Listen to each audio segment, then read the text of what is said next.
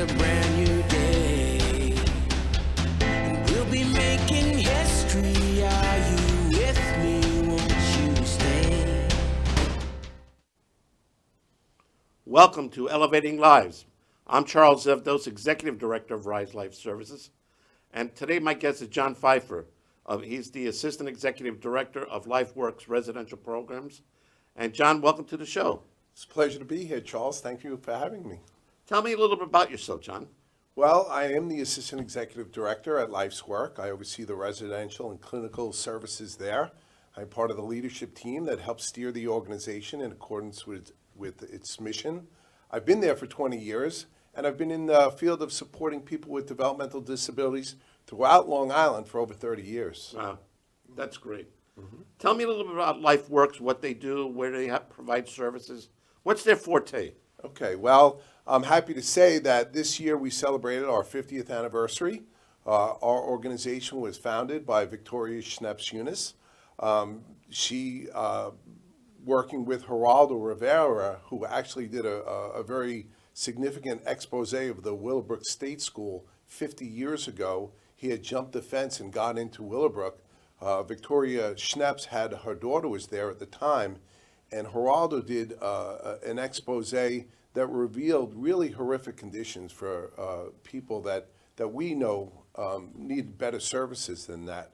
And at the time, Geraldo had said, I can show you with my camera what it looks like, and you can listen to the sounds, but how do I describe the smell? And what he was in essence saying that these deplorable conditions are not fit for a human being to be in. At that time, Victoria, with a number of women, had gotten together in her house and formed, at the time, what was called the Working Organization for Retarded Children. Now, you and I know, Charles, we don't use that word, and we've changed that to WORC. And when we changed to WRC, people thought we were a radio show or a TV show. So we since changed it to Life's Work. Right. And after that expose that Geraldo did 50 years ago, we opened our first group home in Little Neck, Queens. And we're honored to say that it's the Geraldo Rivera home. Since that time, we have 45 group homes across Long Island, stretching from Manhattan all the way out to St. James. We also have other non-residential services, 7-day rehabilitation programs. We have in-home services, ComHab services, applied behavior analysis services, services for parents and children. So we've grown quite a bit in our 50 years, and I'm pleased to say I'm glad that you came out that night in support of our organization. Partnerships such as this is important for our people. So that's a little bit about Life's Work. No question. I remember when my daily news days many years ago, I interviewed Geraldo about the psychiatric centers throughout New York. And it's really outstanding, really terrible, I should say, how it started off nice with the right thoughts and having the right staffing and so forth, and then budget cuts started. Yes. And services went from excellent down to horrific. Yes. And it's sad, and unfortunately we're seeing that today with the budget cuts that New York State implemented, 12, 13 years ago, where there was no COLA, no increase, keep cutting, and it really affected the industry. Well, you know, that is exactly what happened on Staten Island with Willowbrook. It had set out with all the best intent. It was actually called a Rehabilitation Institute at the time, and it sounded wonderful going into this rural part of the state to receive services for your developmentally disabled child at the time. And what had happened was this was a facility that was supposed to support approximately 3,000 people. Well, in the end, when Geraldo had done that expose, there were 5,000 people living there. So over census, 2,000 people over census. And the governor at the time, Nelson Rockefeller, was slashing Medicaid funding. He was slashing the funding. So what did we have? We had increased census with decreased funding, a recipe for disaster. Right. And sadly, what are we seeing now in our times? We're seeing autism on the rise. We're seeing greater cases of mental health issues in society. And what's happening? The government is cutting, funding for these type of services. It's the same circumstance that led to Willowbrook. And that's why people like you and I come together to advocate for people with developmental disabilities, people with mental health issues, because this can't happen again. It can't happen again. That was a foretelling, and we need to learn from that circumstance and join together throughout the island to make sure that that never happens again. Not in one large institutional setting, or not in any group home setting or any program that we run. Right. I mean, the sad part is, because there were no increases over that 10 to 12 period, the direct care workers really were affected. I mean, right now they average anywhere from $15 to $17 an hour, but they can get a job at Starbucks or Home Depot making $20, $22 an hour. Right. And without any certifications or CPR or skip training, it's just mind-boggling that they're not treated as professionals. And that's what they are, and they should be treated as professionals. Right. That's an absolute shame. As you well know, our direct support professionals are the backbone of Rise Life Services and Life's Work. They are our life's blood, and I can't say enough about them. The work that they do day in, day out, sometimes very difficult, through all hours of the night, 24/7. All of our programs our residential programs are staffed 24/7, and that means throughout the pandemic, throughout any storm that we've had, Superstorm Sandy, any blizzard that we've had, our staff are there. And they deserve more than that basic wage. And, we need to advocate for them, and people need to know that this field should be a career path for people. It shouldn't just be a job. There should be something that you come into this field and there's promise and there's promotion, and it's a job that you could be proud of and that you can support a family on. And unfortunately, that's not the case. And we need to continue to advocate, to lobby those politicians who make those decisions to bring the funding, into this field so that these people that do this beautiful work are properly, financially compensated for it, and we draw in more people. There's a labor shortage out there, Charles. You know it, and I know Absolutely. Right now, it's terrible. Yeah. No question. And we need to be competitive. And I used to name all the places that pay more, and I refuse to give them the free promotion. But the big box stores, the overnight delivery services, all those different places, they are paying more for jobs that that aren't taking care of a human life. Right. We have human lives in our care when they're sick and when they're scared and when they're frustrated, but also when they're happy and elated, and we take them wonderful places. It's a beautiful job.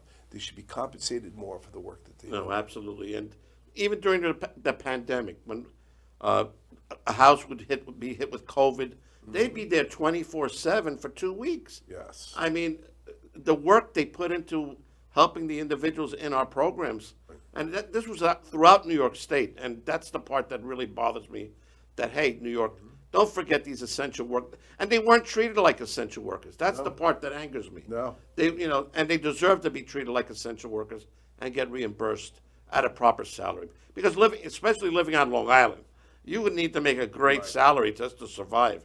Right. And some of our individuals work 2 or 3 jobs just to make ends meet, and it's sad. Right. And they were essential workers during that time. Right. When the pandemic hit, these are people who went in and literally put their lives in danger. The vaccine wasn't out at that time. Right. So they were working, and we knew that COVID was around them, and they were in precautionary quarantines, each home, as you well know, as instituted by OPWDD. Right. Remember, again, the state imposed upon us various restrictions of kind of being in lockdown. Some was well thought out, and some was, created some hardship for us. To who went in?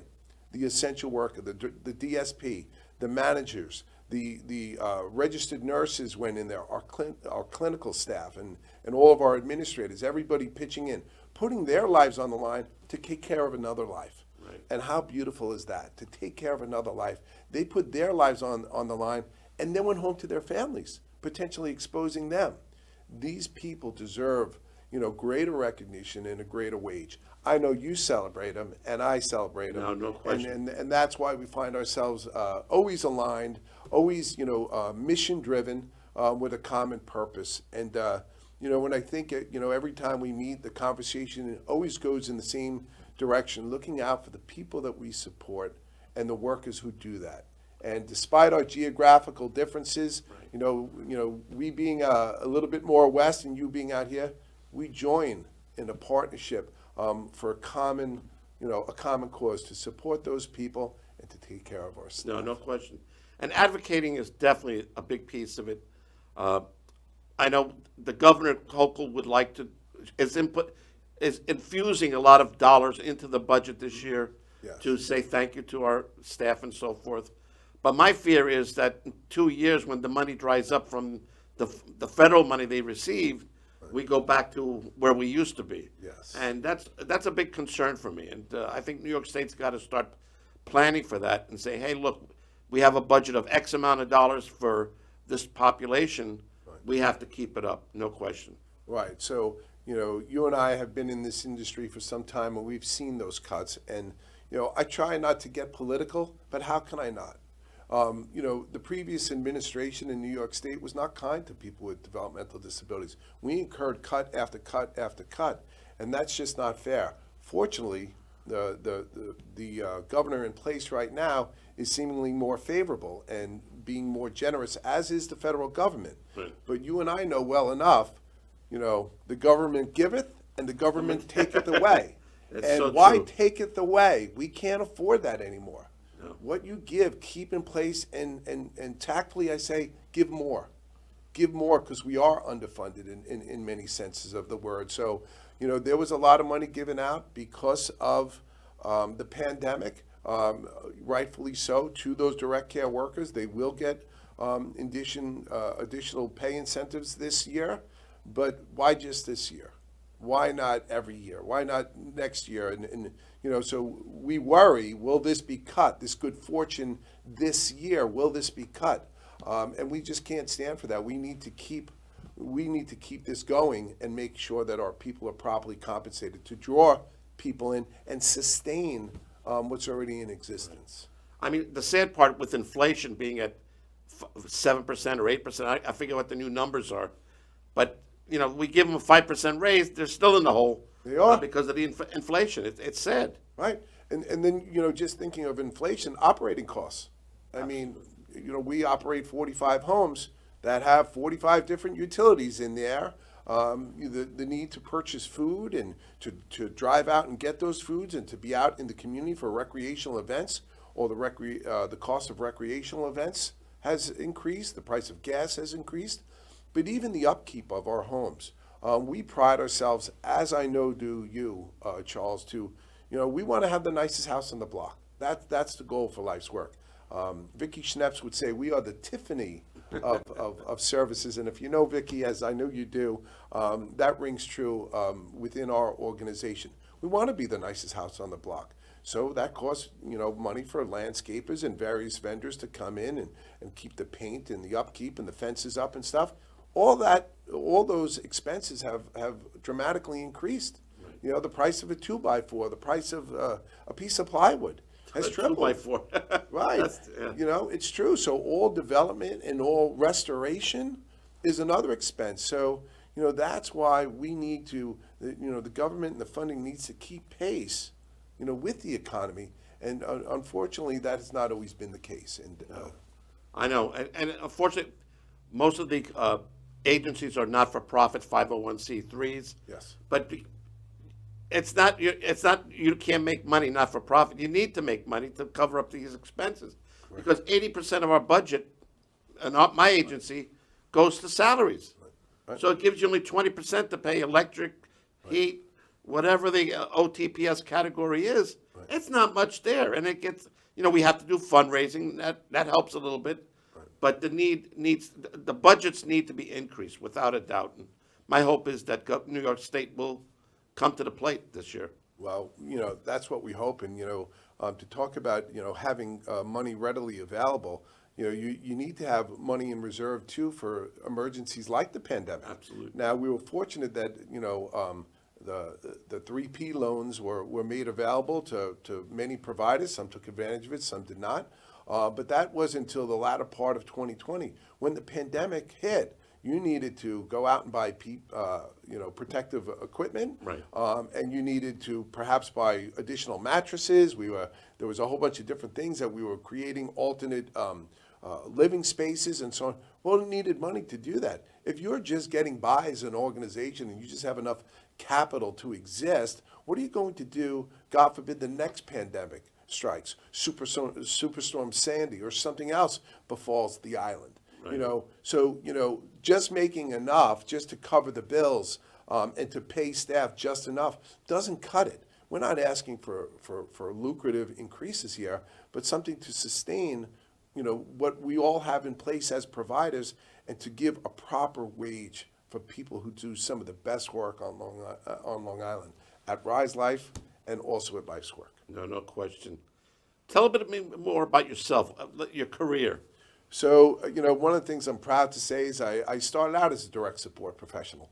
That's very important so that you can understand, what all of your employees are going through. And I'd like to think that, the people at Life's Work know that I understand from the very, very basic elements of care to where I find myself as an executive now. I started in a small agency on Long Island that was Plus Group Homes, quite honestly, at the time. And I started as a DSP, rose to management. I worked at DDI and honed my clinical skills there. They had a wonderful program for people with autism, and moved into administration there. I have also been out at IGHL working in a rehabilitation capacity. So for me, I started in residential. I learned rehabilitation, and then 20 years ago when I had come to Life's Work, I'd moved into the clinical department. So it was always a method to my madness of residential, day, and clinical to get a full complement of all the services that a person needs, because I want to be prepared. I want to be prepared in the event of emergency and how to help families. We're speaking quite a bit about, about the people that we support and our employees, but it's the families. I think that, one of the things that I find dear to me is, I know you do too. We sit down, we talk to many families on Long Island about their hardships. Here I am talking about an organization that was founded by families, women in the living room, because of what is their plight. And I realize that we have a responsibility not only to the families that are within the agency, but the people who want to get in. There's a lot of people right now living at home, looking to get into group homes, families that call me with great regularity, looking to get into a home. And we, as providers, have a responsibility to them as well. So I, in my career, have tried to be as well-rounded as I can, so that I can, address any situation that comes before me within Life's Work and as a provider, a premier provider on Long Island. No, that is great. I know many times I get phone calls or people ask me, Charlie, I have a child that has cerebral palsy or development. What do I do? What do I? And we created a helpline, 1-855-RISE-LIFE, where they can call in 24/7, where we will guide them. If we can't provide the services, we will direct them to the right place. And it's been very successful, and it's working because pick yourself having a child that has autism, or you don't know what to do, right, and you don't know where to go. And there's so many services that are helpful, and that's my job and your job is to help, and that's what we try to do. Well, that's a wonderful thing about your organization, the community outreach, because community outreach is very important. It's what brings us together today. There is, as we speak about the budget, money being put into, as you well know, self-directed budgets, and many families looking to see, can we do non-certified homes? That's been quite the talk for the past couple of years. If I can't get into a group home, that's a certified, can we come together as families? And people are doing that now. The same way that Vicki did it in her living room with her women together, many families are coming together and looking at the self-directed opportunities there. But that's a tough road for them. I've explored that with them, and right now we have a wonderful commission. I have a lot of faith in the new OPWDD commissioner that she is committed to diverting more funds to self-direction and non-certified residences, something that we're going to have to explore more. I know Life's Work as an organization to look into different housing models. Listen, we're both people-centered organizations. It's what the people need. It's not just what the system provides. And that's sometimes what you find yourself in. The opposite of person-centered is system-centered. I can only provide what the system gives me. We have to be person-centered. We have to look at the people. What do they need? And these are people who deserve to live in the communities that they want to live in, with housemates that they choose, and get support in doing that. So as we both support the community together, I anticipate that, that will be, more opportunistic, in the years ahead. No, definitely, this population wants the same thing you and I want. They want to decide, what do I want for breakfast? What am I going to do today? And that's the importance. Aging out has been a major issue for New York State. Yes. We have these young kids that are now graduating high school and college or whatever, and there's not enough housing out there for them. And the self-direction is, I guess, a good step.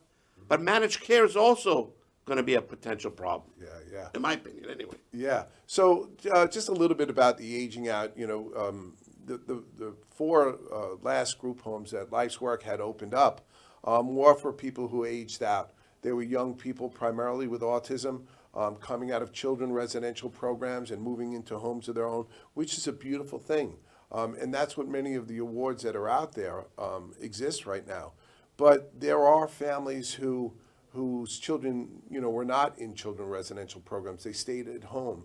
And now those children in their 30s or sometimes 40s looking for placement. Right. And it's scary when they consider non-certified housing because it doesn't have all the bells and whistles, as we like to say, and all the safeguards and protective oversight as a certified organization. And we're trying to bridge that gap there somewhat. But just one other thing about development as we look at these age-out opportunities. Real estate isn't cheap. So in all of this So inflation, right. We do have, Life's Work has awards from OPWDD to continue in the path of residential development. But the cost of housing is astronomical. Yet they haven't increased the reimbursement rate for what you get for purchasing a home. No, so that stays the same, yet the real estate market is through the roof. Hopefully it will come down. So right now it's hard for us to buy a home, and so there's challenges everywhere. I like to be optimistic. I see some positive things, and I have faith.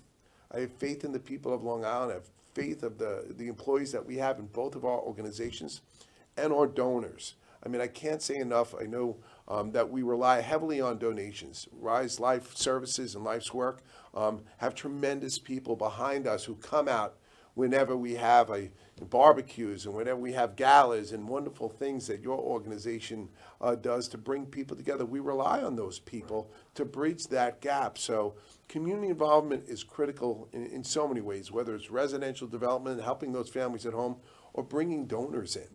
That's a critical a need for both organizations as well. No, definitely. We need to advocate. Mm-hmm. It's not only the agencies, but it has to be the families too. Yes. Unfortunately, what happens? A family, stay in the house. They get older. They can't take care of the child anymore, mm-hmm. and then they panic.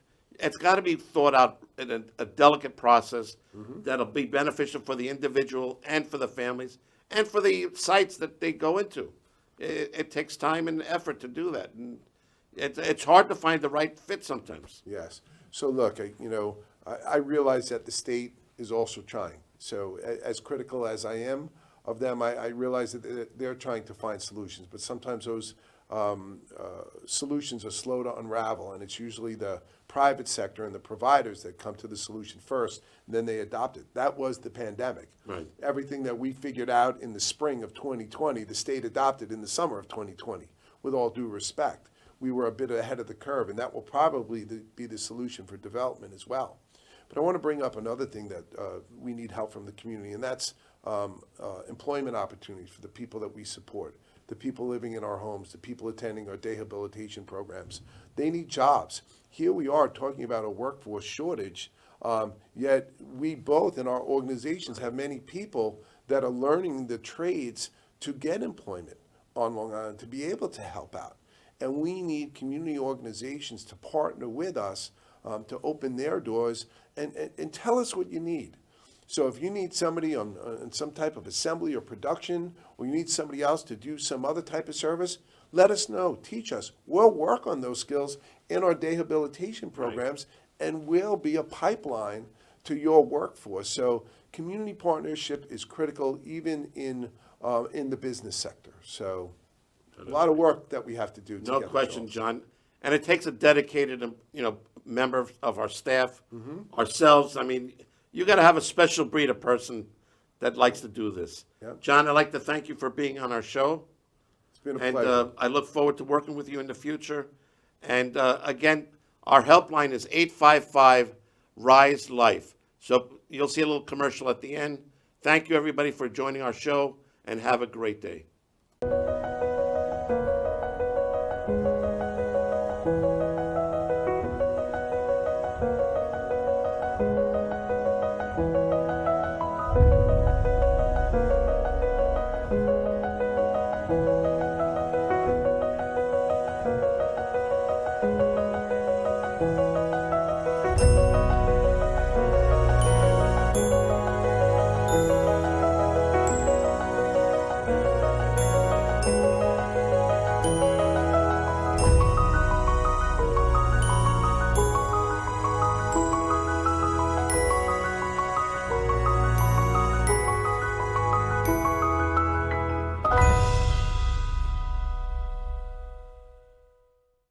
Rely on one another.